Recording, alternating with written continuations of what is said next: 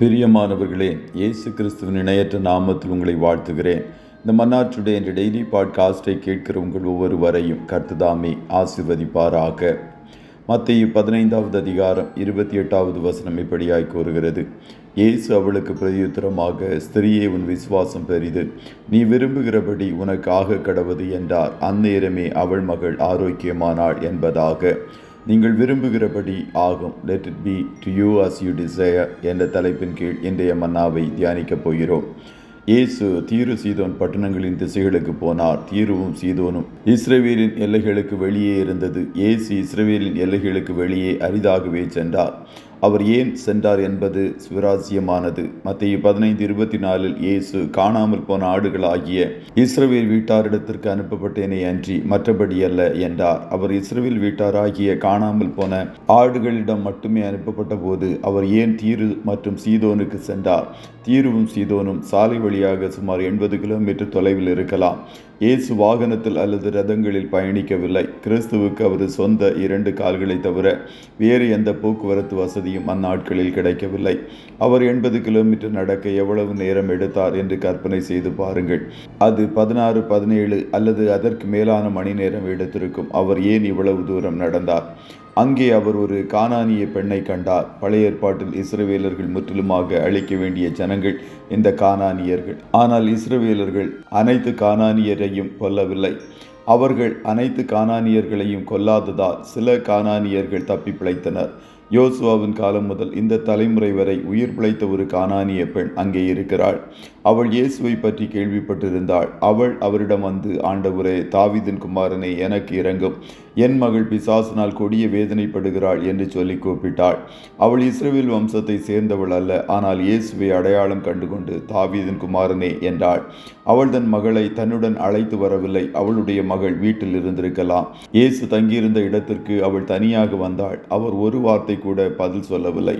அவருடைய சீஷர்கள் வந்து, இவள் நம்மை பின்தொடர்ந்து கூப்பிடுகிறாளே, இவளை அனுப்பிவிடும் என்று அவரை வேண்டிக் கொண்டார்கள்.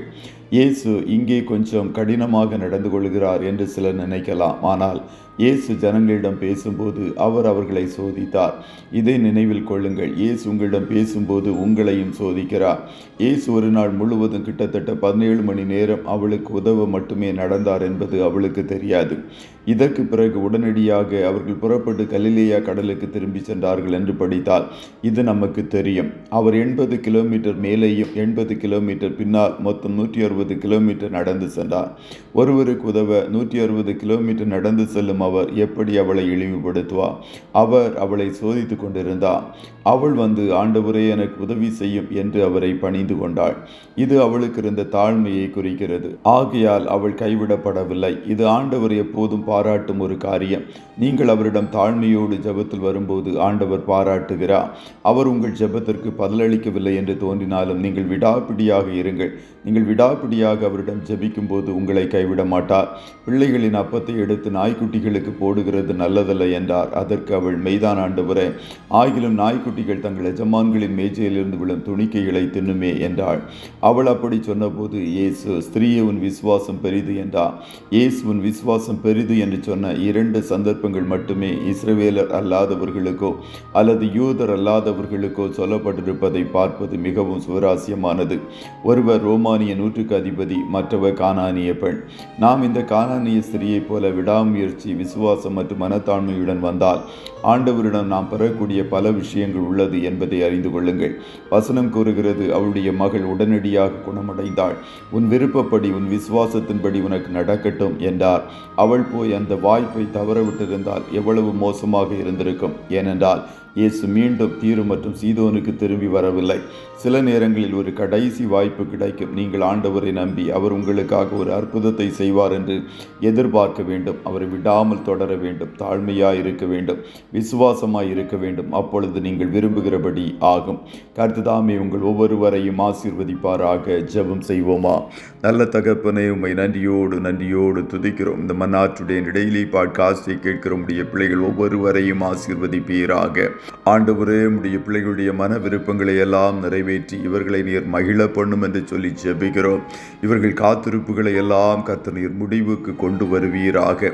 இவர்கள் விசுவாசத்தோடு நம்பிக்கையோடும் தாழ்மையோடும் உம்மை நோக்கி பார்க்கும்போது இவர்கள் வாழ்க்கையில் நீர் பெரிய காரியங்களை செய்யும் என்று சொல்லி ஜெபிக்கிறோம். இன்றைய தினம் உம்முடைய பிள்ளைகள் கையிடுகிற வேலைகளை ஆசீர்வதியும், போக்கிலும் வரத்திலும் உடனிரும். ஆட்டுக்குட்டியானவருடைய இரத்தத்தின் பாதுகாப்பிற்குள்ளாய் ஒவ்வொருவரையும் கொடுத்து இயேசுவின் நாமத்தில் வாழ்த்தி ஜெபிக்கிறோம் நல்ல பிதாவே. ஆமென், ஆமென்.